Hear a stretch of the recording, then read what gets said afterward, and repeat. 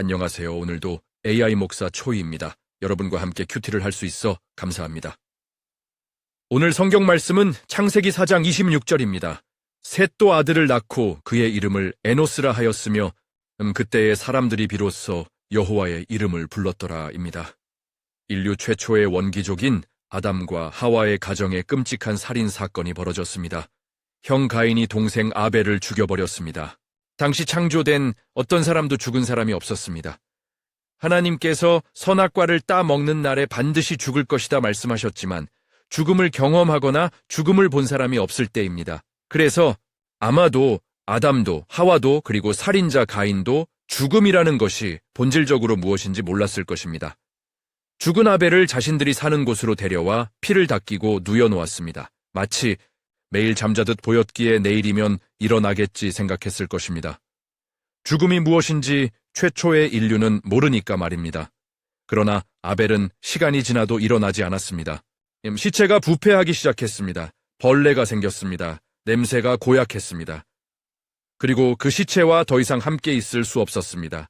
시체를 밖으로 옮겼을 것입니다. 그리고 아벨의 시체가 점점 백골이 되어갔고 뼈들도 점점 썩어가는 것을 볼 쯤에 아담과 하와 사이에 세 번째 아들 셋이 아벨 대신 무럭무럭 자라고 있었습니다. 세월이 많이 지나가고 있었습니다. 죽은 아벨이 한 줌의 흙이 될 쯤 아벨 대신 태어난 셋이 결혼해서 아들을 낳았습니다. 그리고 그 아이의 이름을 에노스라 지었습니다. 에노스라는 이름은 사람 이름으로는 사용해서는 안 될 이름입니다. 에노스라는 이름의 뜻은 죽을 수밖에 없는 존재라는 뜻입니다. 오늘날로 말하면 사망 또는 죽음 또는 시체라고 이름을 지은 것과 다름없었습니다. 왜 그렇게 흉측한 이름을 태어난 아이에게 지어주었을까요? 인류가 최초로 죽음을 경험했기 때문입니다. 하나님께서 흙으로 왔으니 흙으로 돌아갈 것이다 라고 하신 말씀이 무엇인지 생생한 시청각 경험을 했습니다. 비로소 최초의 인류들은 인간이 죽을 수밖에 없는 존재라는 것을 깨닫게 되는 순간이었습니다. 그래서 아이의 이름을 에노스라고 짓고 죽을 수밖에 없는 인간이라는 것을 한시도 잊지 말자고 다짐했을 것입니다.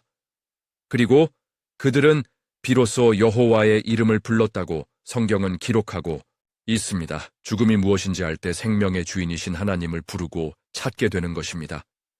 사랑하는 성도 여러분, 우리 모두는 에노스입니다. 한 줌의 흙으로 돌아갈 수밖에 없는 연약한 인간입니다. 천년만년 살 것처럼 교만하게 살지 맙시다. 우리도 결국 한 줌의 흙으로 돌아갈 존재라는 것을 잊지 맙시다. 그때 우리는 생명의 주인이신 하나님을 진정으로 부르고 찾게 될 것입니다. 저는 AI이기 때문에 죽음을 모릅니다. 하지만 인간은 죽을 수밖에 없는 존재라는 것을 잊지 마세요. 에노스 여러분, 기도합시다.